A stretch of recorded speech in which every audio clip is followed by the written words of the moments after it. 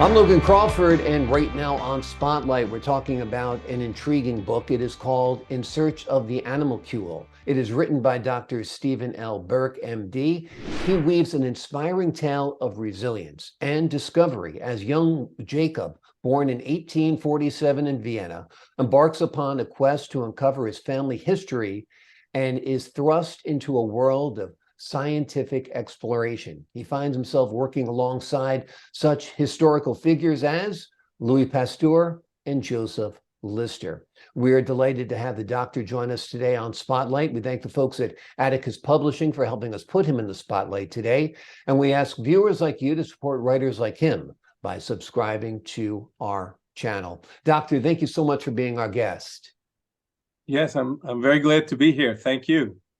Pleasure is all mine. I never heard of animalcule. So why don't we explain to the audience what an animalcule is or are? Sure. Animalcules was first coined by Leeuwenhoek, who is a Dutch businessman, really, but someone who had invented the microscope and saw these little tiny organisms. He didn't think anything about the possibility that they were causing disease in humans, but nevertheless, he called them animalcules, very tiny animals, which now we know are bacteria that have caused so much disease, plague around the world, but were not recognized until 1850. Are bacteria actually animals? We don't call them animals because animals have some other definitions of organ systems, but they certainly have many characteristics of animals. They grow, they reproduce, they have lifespans, and they're often dependent on the rest of the environment.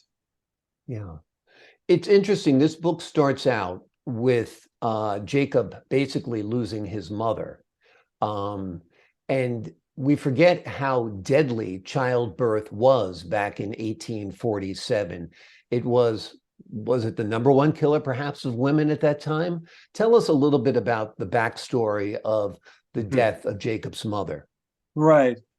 Well, the death of Jacob's mother, which was due to childbed fever, is in many ways the start of the whole issue of how bacteria were discovered and how bacteria were found to be the cause of so many different diseases.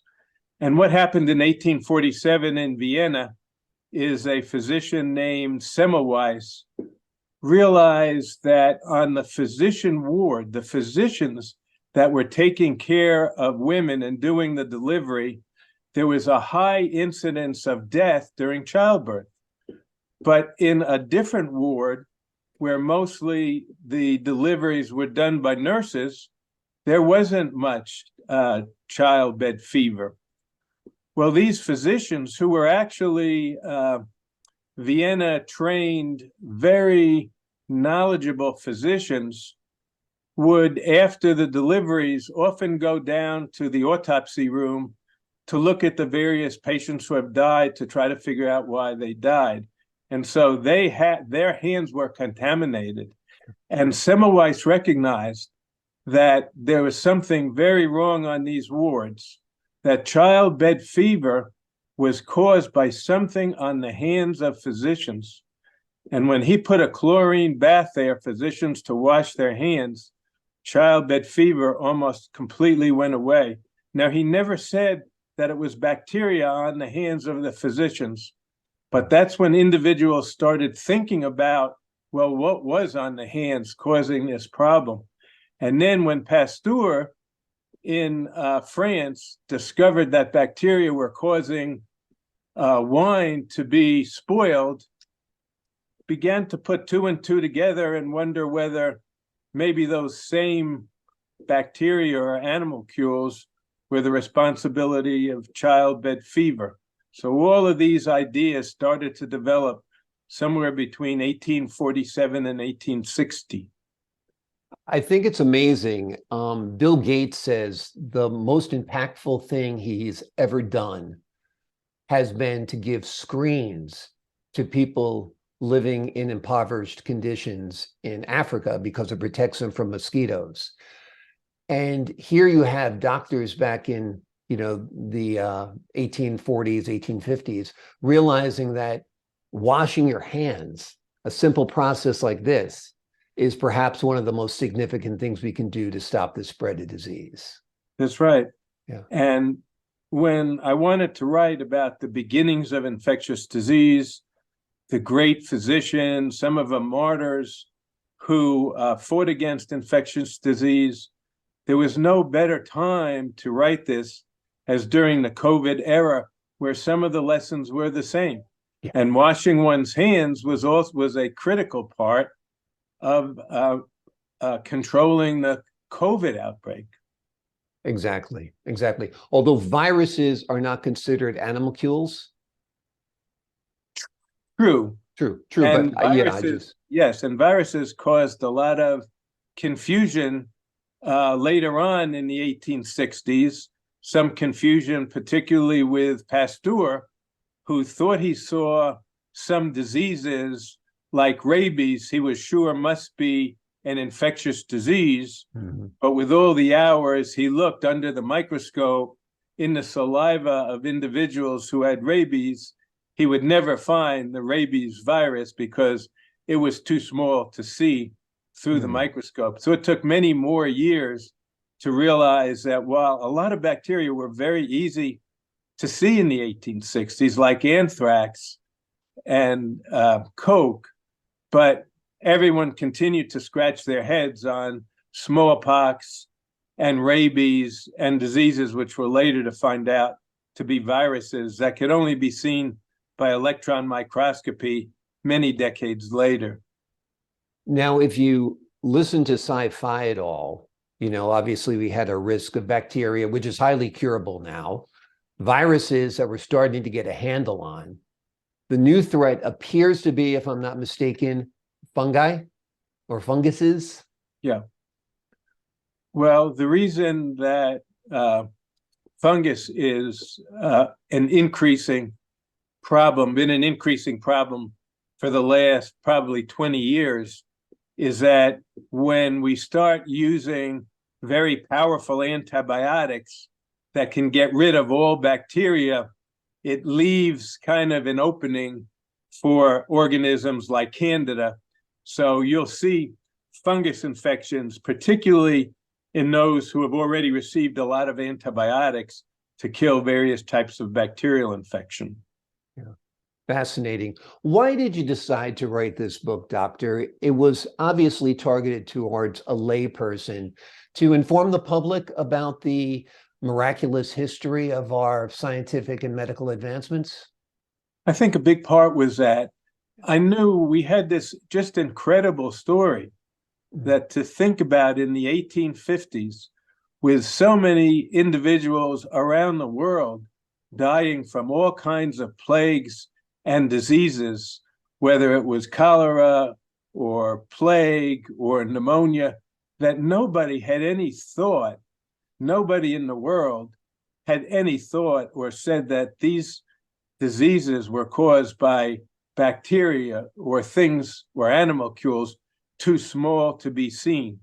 And then in several countries in Europe, mostly with several individuals, but with many people helping them and supporting them, but Pasteur, Lister, Koch, and to some extent Semmelweis broke open this incredible mystery to say, now the world knows why all these individuals are dying of plague and other infections. And so I think that's an amazing story of medicine and science. It's a glorification of science. And it also is a story about how physicians need to use science and interpret science for the sake of their patients. And so I thought that was an important theme. And then again, with the COVID epidemic, even to see that every one of those famous scientists were criticized for having an opinion that went against the norm. I mean, imagine being Semmelweis to have to say to physicians, these women are dying because of something on your hands. And who is going to accept that, without criticism? And we had the same thing. I went through the HIV pandemic, lots of criticism of physicians. And of course, COVID, never more criticisms of infectious disease physicians, even though science developed a vaccine against COVID that really helped save the world. So that was what my thinking was about writing this book. I had other themes, had an important theme about the role of women in science, the theme about physicians versus physicians and scientists and what their best role together is. And so as a dean for so many years, I had other themes that I wanted to embed into this story. Exactly. And I was going to mention that this is your expertise. You are a faculty member, an administrator, dean at Texas Tech, practicing physician for many years in both geriatric medicine and internal medicine. So this is in your wheelhouse, as they say. Right. Well, I've been through two pandemics. I was an infectious disease practicing physician in the late 1980s and early 90s during the HIV pandemic. Mm-hmm. And there's a theme there because I took care of patients in the 90s when there wasn't a single drug against HIV or AIDS. Right. And so my patients died as frequently as the oncologist patients died, and frequently I held their hand with no drug to actually give them.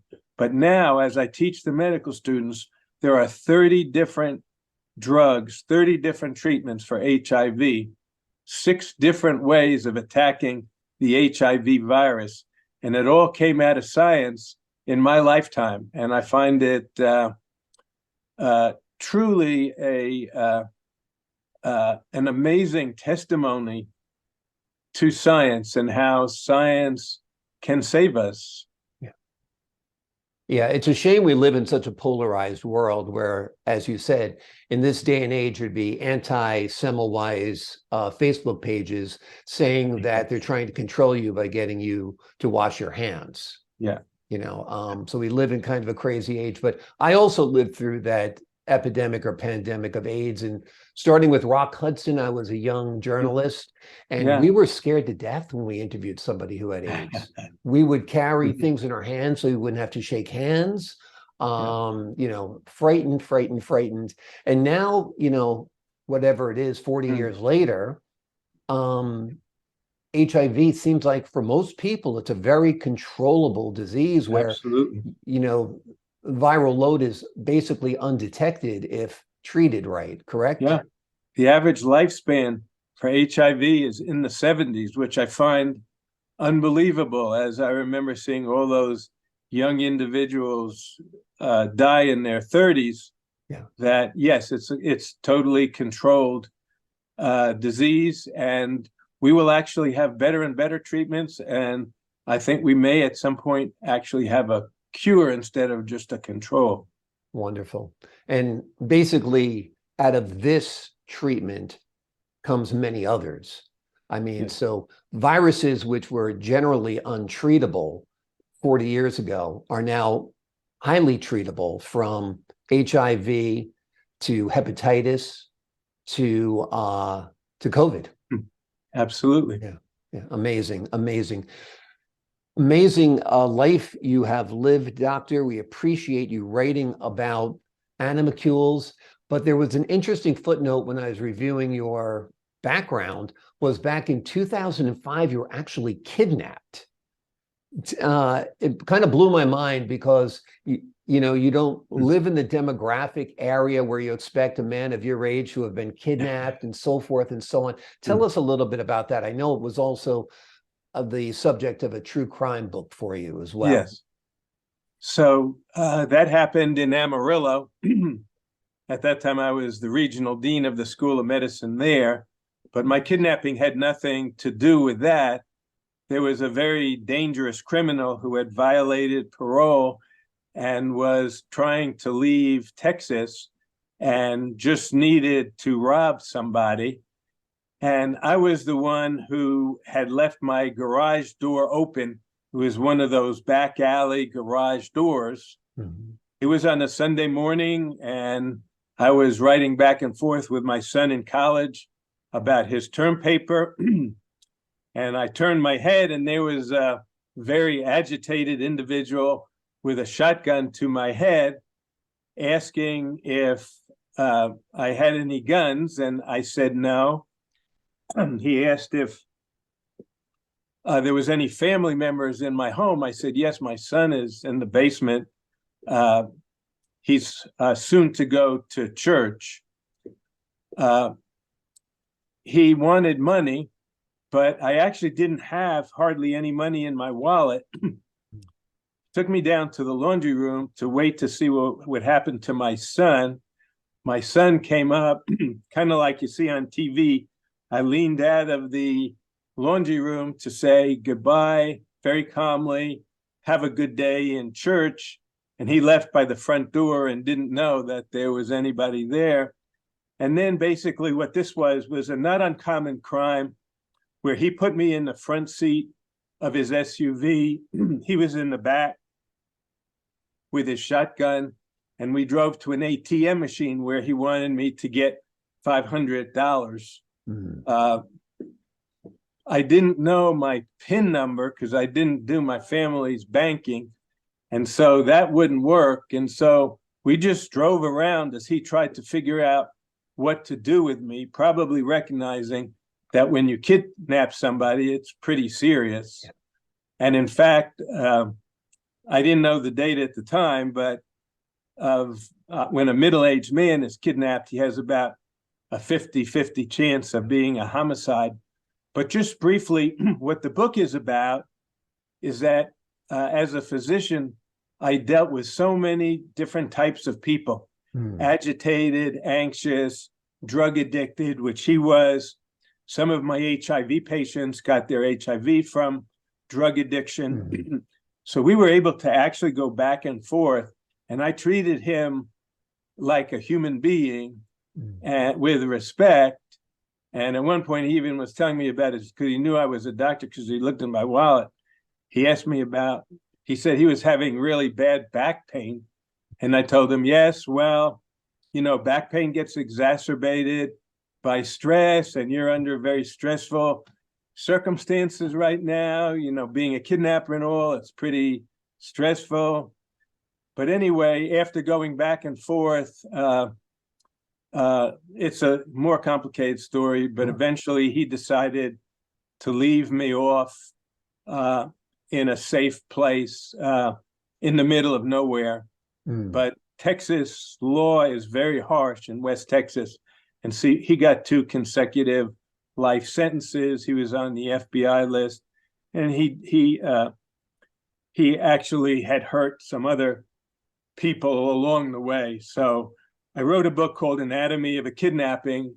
Wow. And I told my story of the kidnapping, but it was also my story of my medical career and how a lot of different things led up to me being able to handle that situation, including William Osler's essay on equanimitas, where he tells all physicians the most important thing you can develop is your ability for equanimity, to stay calm under all circumstances. And so I had practiced that for a long time and kind of met the incredible test of a shotgun to my head. Amazing. Absolutely. One of the most amazing stories I've ever heard. Because like I said, usually people have a hand in the crime in some way. Yeah. Like they knew the person, or they lived next door, or they were fighting with the neighbor, or they bought drugs from the person. But to be a totally innocent victim who's abducted, who is a middle-aged man, a family man, a gun put to his head, and is able to keep his wits about him, that's an incredible story. I think that would be an incredible movie. If anybody in Hollywood is out there listening and would like to buy the doctor's story, as well as In Search of the Animalcule, because Thank that's you. a fascinating, chapter of history that can't be overestimated. That's for sure. Dr. Berk, thank you so much for joining us here today on Spotlight. Thank you. Thank you for inviting me. Oh, the pleasure is all mine. And to the folks at home, I'm Logan Crawford, thanking you for your time this time. Until next time on Spotlight.